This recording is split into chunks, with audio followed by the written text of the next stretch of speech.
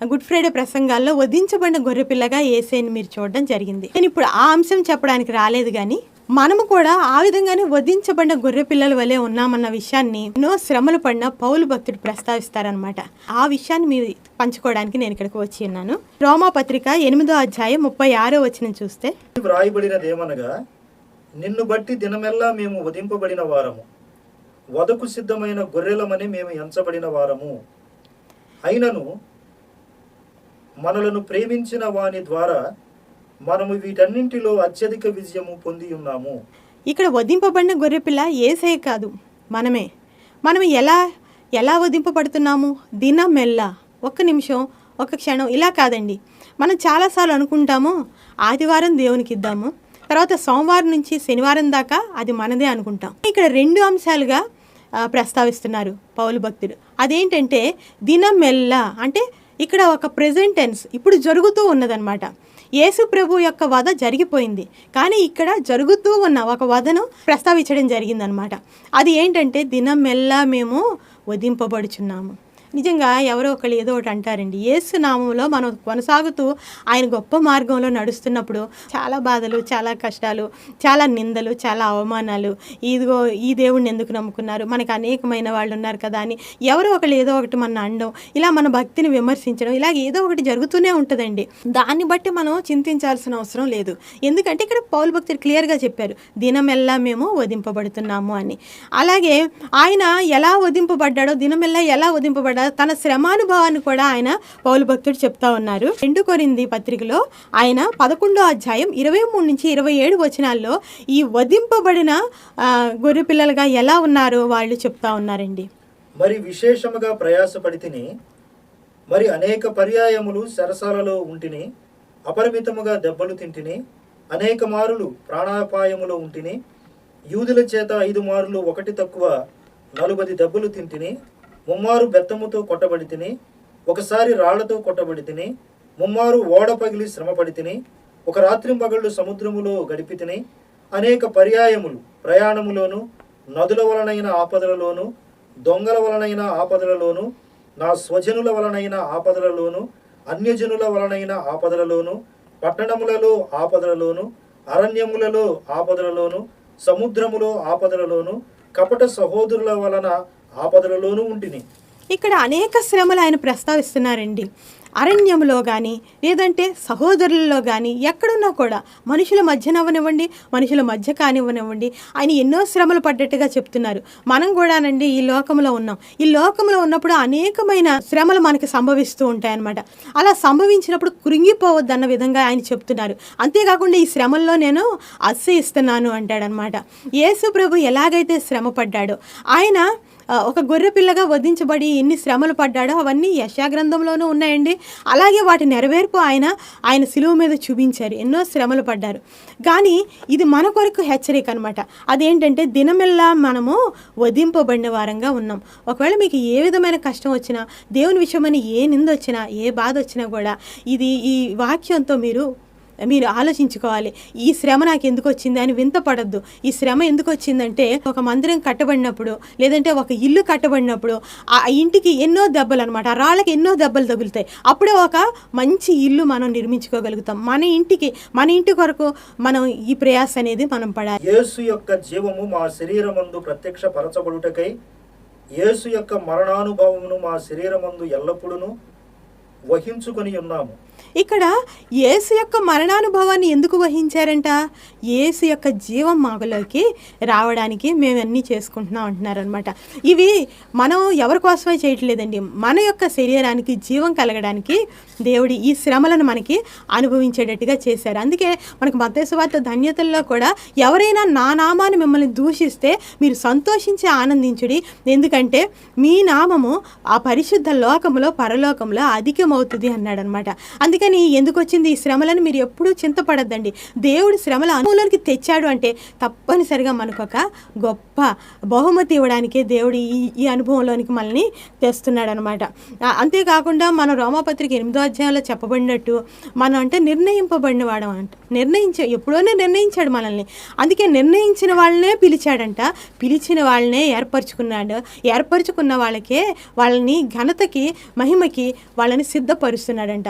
అందుకని మనము అయ్యో ఇంత బాధ ఎందుకు మనం పడాలి, మనకు అవసరం ఏంటి, మన ప్రక్క వాళ్ళు చక్కగా సోషల్ మీడియాలో ఎన్నో చూసుకుంటున్నారు, కావాల్సిన ఎన్ని వాళ్ళు చూస్తున్నారు, ఎంతో హ్యాపీగా ఉన్నారు.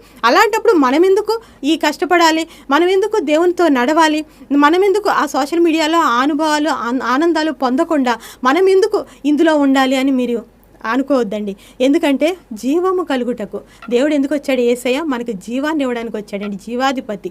ఆయన శ్రమ పడ్డట్టే మనం కూడా శ్రమ పడాలి. అందుకే దినమల్లా మేము వధింపబడిన వారము అంటే ఎవరో వచ్చి స్లాటర్ చేస్తారు, ఎవరో ఒకళ్ళు వచ్చి వధిస్తారని కాదండి. రోమాపత్రిక 12వ అధ్యాయం 1వ వచనంలో కనుక మీరు చూసినట్లయితే, కాబట్టి సహోదరులారా, పరిశుద్ధమును దేవునికి అనుకూలమునైన సజీవ యాగముగా మీ శరీరములను ఆయనకు సమర్పించుకొనుడని దేవుని వాత్సల్యమును బట్టి మిమ్మల్ని బతిమాలుకొనుచున్నాను. ఇక్కడ ఏమంటున్నారంటే ఈ వధింపబడ్డం అంటే అదేదో శారీరక వధింపు కాదండి. పరిశుద్ధమును దేవునికి అనుకూలమైన సజీవ యాగముగా మీ శరీరాలని దేవునికి సమర్పించుకోవాలి. సజీవ యాగం అన్నారు. యాగం అంటే ఇక్కడ ఏంటంటే ఒక బలండి. ఒక మనిషి పాపం గురించి ఆ పాపాలని క్షమించబడాలని గొర్రెపిల్లని ఆ బలిపీఠం మీద వధించడం జరిగేది. ఇప్పుడు ఆ వధక తేబడిన గొర్రెపిల్లలు మీరే. మరి ఎవరి పాపాల కోసం మీరు వధించబడాలి, ఎవరి పాపాల కోసం మిమ్మల్ని మీరు త్యాగం చేసుకోవాలి, ఎవరి పాపాల కోసం మిమ్మల్ని పరిశుద్ధపరచుకోవాలి అంటే ఎవరి కోసం అంటే మన పొరుగువారి పాపముల నిమిత్తం అండి. పొరుగువారు ఎన్నో పాపాలు కట్టల్లో ఉన్నారండి, ఎన్నో సంఖ్యల్లో ఉన్నారు. ఇప్పుడు అసలు ఎవరు కూడా దేవుని గురించిన ఆలోచన చేసే పరిస్థితుల్లో లేరు. చేతిలోనే సెల్ ఫోన్లో ఎన్నో పాపాలకి వాళ్ళ బంధకాల్లో ఉన్నారు. ఈ బంధకాలు ఇవన్నీ కూడా కట్లు తెంపాలంటే ఎవరు రావాలండి? ఓ పరిశుద్ధమైన గొర్రె పిల్లలాగా యేసు ఎలాగొచ్చి మన పాపాలన్నీ కట్లు తెంపి మనల్ని మన కొరకు ఒక యాగం చేశాడో మీరు కూడా అలాగా ఒక యాగం చేయాలండి. అప్పుడే దేవుడు కొరకు వాడబడుతున్నారు అనమాట. మీరు ఎంత పడద్దు. మనం ఎందుకు పరిశుద్ధంగా ఉండాలి, వాళ్ళంతా హ్యాపీగా ఉన్నారు, మనం ఎందుకు ఉండాలి అలా అనుకోవద్దండి. మీరు ఏం చేయాలంటే పరిశుద్ధంగా ఉండాలండి. పరిశుద్ధంగా ఉండాలంటే మీరు ఏం చేయాలంటే అనుదినము ప్రార్థించుకోవాలి, అనుదినము బైబిల్ చదువుకోవాలి. బైబిల్ అనే ఉదక స్నానం, అది నీళ్ళు అనమాట, మంచి నీరులాగా దానిలో మిమ్మల్ని మీరు పవిత్రపరుచుకుంటూ ఉండాలి. ప్రార్థనలో అనేకుల పాపాలని కడిగేటట్టుగా ఉండాలి. ఇప్పుడు దానియేలు ప్రార్థన చేశాడండి. ఎంతసేపు ప్రార్థన చేశాడండి? 21 రోజులు చేయాల్సి వచ్చింది. ఎందుకంటే ఆకాశం అంతా కూడా అంధకార శక్తుల మయమై ఉన్నదన్నమాట. ఈ అంధకార శక్తుల యొక్క సంఖ్యలలో బంధింపబడిన ఈ లోకాన్ని మనం విడిపించాలంటే దానియేలు ప్రార్థన చేస్తేనే ఎన్నాళ్ళు 21 రోజులు ప్రార్థన చేస్తే అప్పుడు దూత వచ్చి చెప్తాడు, దానియేలు నీ ప్రార్థన మొదటి రోజే మాకు వినబడింది, కానీ నేను రావడానికి ఎన్నో ఆటంకాలు నాకు కలిగాయి. దూత వచ్చి అంటే సైతాను దూత వచ్చి నన్ను అడ్డగిస్తే అతనితో నేను పోరాడి గెలిచి నీ దగ్గరకు వచ్చి నీకు సమాధానం ఇవ్వడానికి ఎన్ని రోజులు పట్టిందంట? 21 రోజులు పట్టిందంట. అంత పరిశుద్ధుడైన దానియేలు 21 రోజులు పోరాడి ఆ యొక్క దూతని కిందకు దింపి ఆయన ప్రార్థనలకి జవాబు పొందుకున్నాడండి. మరి మనం ఎంత పోరాడాలండి, ఎంత పరిశుద్ధంగా పోరాడాలి. దానియేలు యొక్క ప్రార్థనా జీవితం మనకి ఎంతో మాదిరి అనమాట. అతను ముమ్మారు ప్రార్థించాడనమాట. అతనిలో ఏ తప్పు కూడా ఎవరు కూడా చూపలేకపోయారంట. అంత పరిశుద్ధంగా ఆయన చక్కగా ప్రార్థించి అనేకులకి అక్కడ రక్షణ, తన జనాంగానికి విడుదల రక్షణ తేగలుగుతాడనమాట. ఎంతో గొప్ప దర్శనాన్ని చూడగలుగుతాడనమాట. అలాగా మనం కూడా అది ఆప్షన్ మన దగ్గరే ఉందండి. నీవు ఇలాగే ఉండి ఇలా వెళ్తావా, ఏం పర్వాలేదు.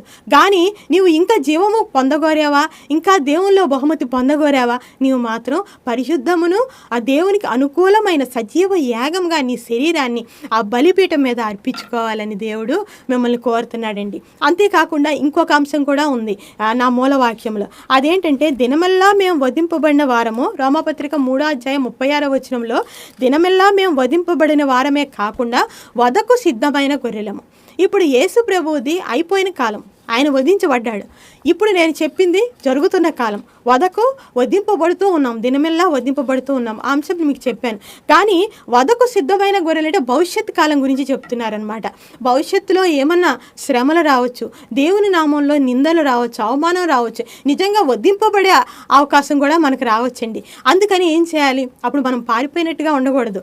మనం యోధాగోత్రపు సింహపు పిల్లలం కదా. మనం ఆయనలాగా సింహంలాగా ఆ పర్సిక్యూషన్స్, ఆ కష్టాలు, శ్రమలు, ఓర్పులు ఎదుర్కొనేటట్టు సిద్ధపడాలండి మనం. ఈ వాక్యంలో 2 అంశాలు ఉన్నాయి. ఒకటి జరుగుతున్న కాలం గురించి చెప్తున్నారు, 2 భవిష్యత్ కాలం గురించి చెప్తున్నారు. ఈ 2 అంశాలని మనం మన జీవితంలో మనం అప్లై చేసుకొని మనం ఆ సాకారం చేసుకుంటే మనకి దేవునితో తప్పనిసరిగా గొప్ప ఆధిక్యత దేవుడు ఇస్తాడండి. యెషయా గ్రంథము 53వ అధ్యాయం 11వ వచనం 12వ వచనం కనుక మనం చూస్తే, అతడు తనకు కలిగిన వేదనను చూసి తృప్తి నొందును. నీతిమంతుడైన నా సేవకుడు జనుల దోషములను భరించి తనకున్న అనుభవ జ్ఞానము చేత అనేకులను నిర్దోషులుగా చేయును. ఇక్కడ యేసయ్య ఏం చేస్తున్నాడంట? తన యొక్క త్యాగముతో అనేకులను నిర్దోషులుగా చేస్తున్నాడంటండి. అలాగే మనం కూడా మన త్యాగంతో, త్యాగపూరితమైన పరిశుద్ధమైన ఎంతో మంచి జీవితంతో అనేకుల పాపాలను మనము దేవుని దగ్గర వాళ్ళ పాపాలు పశ్చాత్తాపడడానికి, ఒప్పుకోవడానికి, పరిశుద్ధపరచబడడానికి మనము ఒక అవకాశంగా మనం చెయ్యాలి. అంతేకాకుండా 12వ వచనం చూడండి. అక్కడే గొప్పవారితో నేను అతనికి పాలు పంచి పెట్టెదను, ఘనులతో కలిసి అతడు కొల్లసొమ్ము విభాగించుకొనును. ఇక్కడ ఈ త్యాగం ఆయన చేసినందుకంట యేసు ప్రభువుకి ఏం దక్కిందంట? గనులతో, గొప్పవారితో కలిసి ఆయనకి పాలు పంపులు దొరికాయంటండి. ఇక్కడ చెప్పబడిన ఈ ప్రవచనము ఎక్కడ నెరవేరుతుందో చెప్పమంటారండి? ప్రకటన గ్రంథం 5వ అధ్యాయంలో నెరవేరుతుందండి. ప్రకటన గ్రంథము 5వ అధ్యాయము 9వ వచనం కనుక మనం చదివితే, ఆ పెద్దలు, నీవు ఆ గ్రంథమును తీసుకుని దాని ముద్రలను విప్పుటకు యోగ్యుడవు. నీవు వధింపబడిన వాడవై నీ రక్తమిచ్చి ప్రతి వంశములోను, ఆయా భాషలు మాట్లాడు వారిలోను, ప్రతి ప్రజలోను, ప్రతి జనములోను దేవుని కొరకు మనుషులను కొని మా దేవునికి వారిని ఒక రాజ్యముగాను యాజకులను గాను చేసితివి. నీ రక్తం ఇచ్చి నీ త్యాగముతో, నీ పరిశుద్ధ యాగముతో ఒక జనం కాదండి, అనేక జనములు, అనేక భాషలు మాట్లాడే వాళ్ళని, ప్రపంచమంతా కూడా నీ రక్తముతో పరిశుద్ధ జనంగా మార్చావు.